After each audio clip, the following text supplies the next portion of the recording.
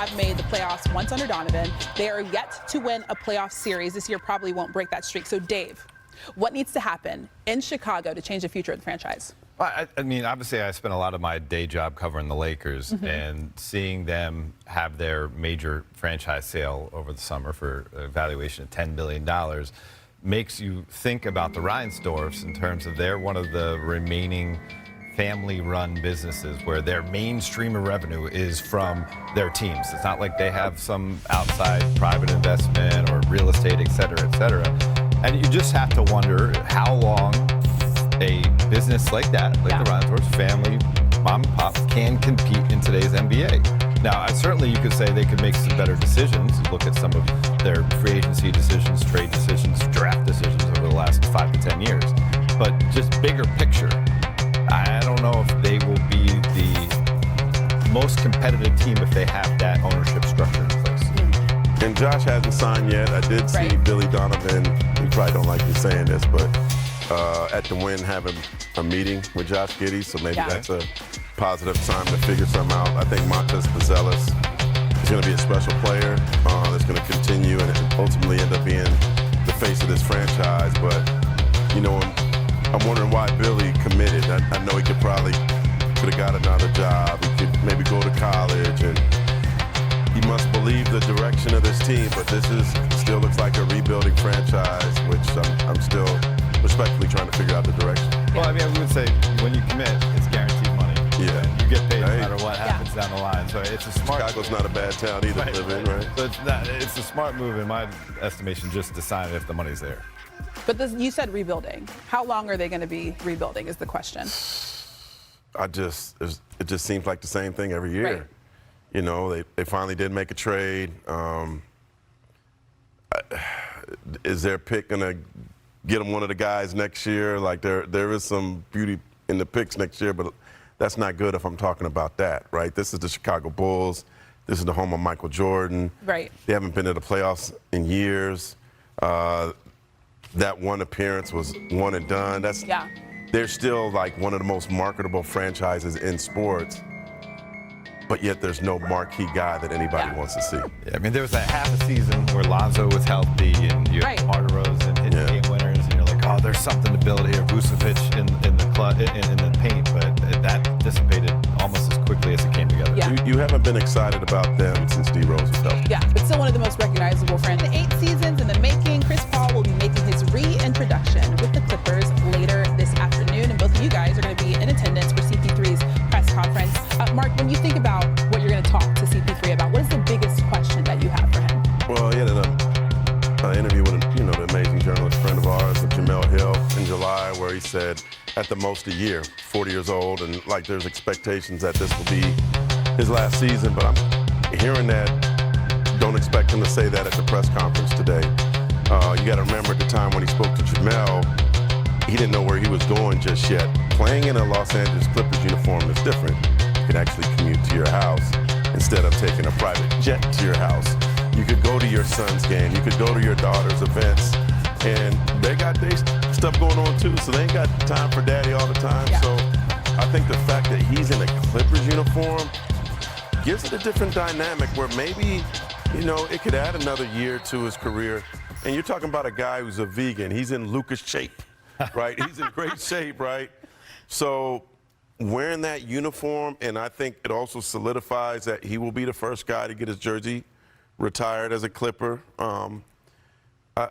Maybe it gives him some extra life to even go beyond 41. Yeah. I think because of the way they're going to use him, it won't necessarily put so much taxing demands on his body. So maybe he can extend it. Because you're talking about a team that obviously the ball is going to be in James Harden's hand as the primary playmaker.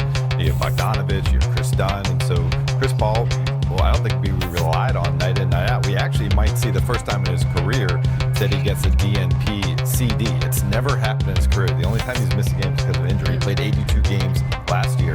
But, when you look at this Clippers roster construction, there might not be a night in, night out demand for Chris, which, one, could certainly help him stay fresh throughout the season. And two, if he stays fresh, of course they're going to trust him in a playoff situation. Well, in the fourth quarters. In the fourth quarter. Yeah, I mean, I think he'll be special He's played with James already. He's not played with Kawhi, but I think the one thing that the Clippers are getting in him is I remember watching those Lakers teams with Kobe and Shaq early on, and guys like, Ron Harper and Brian Shaw, they got them to the finish line to win games. Yeah. I can see Chris playing that role in the fourth quarter, even if he didn't play much, but coming in fourth quarter, tight games, getting them to the finish line victories. So you think this new role that he's going to be playing with the Clippers will allow him to play a few more years in the league? Yeah. 42, 43? Why not? Like, it's easier. Uh-huh. He's a family guy. He's about his kids. Yeah. And now he could touch his kids every day. Yeah. So I think that makes a difference. If this was, a different uniform outside of the LA area, I would think differently. But being that he's home, yeah, and your biggest issue is commuting from the Valley, yeah, it's possible. You also got the number 3 from Bradley Beal. So just conjuring up a lot of nostalgia for Lob City as well, for people that were Clippers fans back then. Again, CP3 will address the media today, but he will be also sitting down with our Malika Andrews, and you can catch that interview tomorrow right here on NBA Today. Let's talk about something that Chris's new teammate just did. Young Hansen has been having a pretty good summer. He was selected number 16 overall by the Memphis Grizzlies. Then he was traded to the Trailblazers, and as a Blazer, at Summer League, he averaged almost 11 points, 5 rebounds, 4 assists, and 2 blocks per game. Now, he is teaching trash talk to Kawhi Leonard. Yes. Take a listen to this. Har you been liking the NBA today? You're very truly. Can you give me some phrases? Ronaldo. How you talk trash? From Buliala. It's a big dummy. I need some in-person coaching for that. I'll try some rabbit, man. If you got some free time, let's get in the gym. Have some shooting contests. When I head out there, I'm gonna hit you up. What's keep in touch. Not speaking English, and Kawhi can't now understand English. Mark, how much trash talk does Kawhi Leonard talk? He's like a robot on the floor. That's the most I've ever seen him talk. Right. Get these two guys a podcast. I think that would be special. I ain't never seen him show. People that play with him, and Dave knows this, always tell me about how much personality and how fun and how cool he is behind the scenes, and he doesn't show it to us, but that's great. Get those two guys together.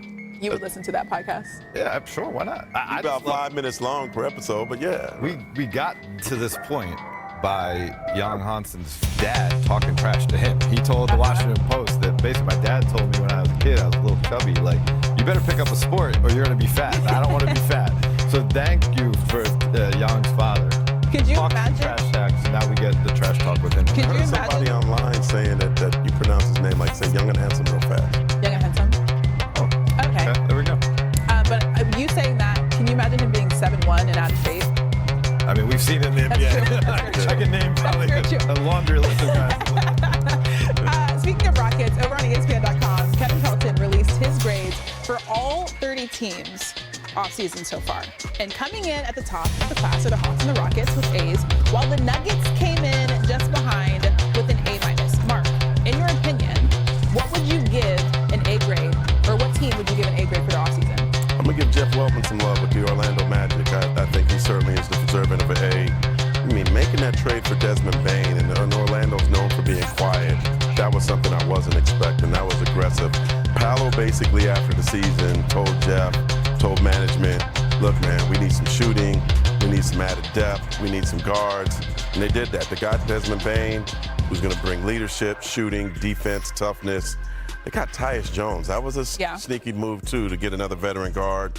Re-signed Banchero, re-signed, to get drafted Jace Richardson, Wagner re-signed. Like, I really like what the Magic are doing, and they're a sleeper contender in the Eastern Conference. Like, It's wide open. Don't play with Paolo. No. I think Paolo's an MVP candidate next season. All due respect to Kevin Pelton, I got to take that minus away from Denver. I think Denver's had a tremendous offseason to be able to get Campaign, who had finals experience in Phoenix, a prototypical 3-and-D wing in today's game. They keep their core of their 3 best championship players. I know you had to part with Michael Porter Jr. to do so, but you still have Joker, you still have Gordon, you still have Murray, and Christian Brown's only going to get better. I just think they had a pretty good playoff run that was cut short. And I think we're going to see them, they gave OKC as much as they could handle. Yeah. I think they're going to be right there next to OKC in the top of the Western Conference standings this year, thanks to the offseason. All right, we'll see if they're able to give them a run for their money. Now, if you're wondering, were there any franchises that got an F in Pelton's NBA Summer School? There was. It was the Pelicans. Mark, what do you think of the Pelicans getting a failing grade for their offseason? I love Kevin, but I don't love this grade. I think it's extremely unfair. When you look at this, it's all based on what could be projected in the draft next season. But if the Pelicans make the playoffs, what's this pick, right? It could certainly be a moot point. It doesn't account for getting Jordan Poole.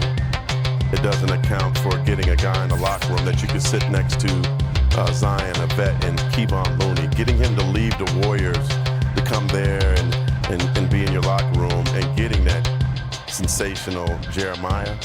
Jeremiah's going to be a star, I think, a future star, Jeremiah Fears. So I don't know how you get an F when you're bringing in all that, and you don't, unless you could tell me that this is going to be the #1 pick next year. Kevin, I love you, but that was a really unfair grade. I mean, listen, Troy Weaver and I go back to our Syracuse days together. Troy goes back even further with Carmelo Anthony, and he knew Carmelo Anthony from the time he was a young teenager. And when I talked to Troy about Derek Queen in Las Vegas this summer, he said he reminds me so much of Melo. Body size, a competitive nature, a joy that he brings to the game, the way he relates to his teammates. Obviously, he has a little bit of an injury situation. He's going to be out with his wrist, but there's still plenty of rookie season that should be there for him to take advantage when he gets there. And, I mean, listen, Troy Weaver has a very strong track record of identifying talent and having them be able to translate the next level. All right, just because you get an F in the offseason doesn't mean that you're going to get an F in the regular season. So we'll see what they're able to do. Just 3 West teams have longer odds of winning the conference at ESPN Bet. Still to come, perfect 14-0 record at home, the 4th longest home win streak to begin a season in league history. Sunday, the Lynx hosted the Dream.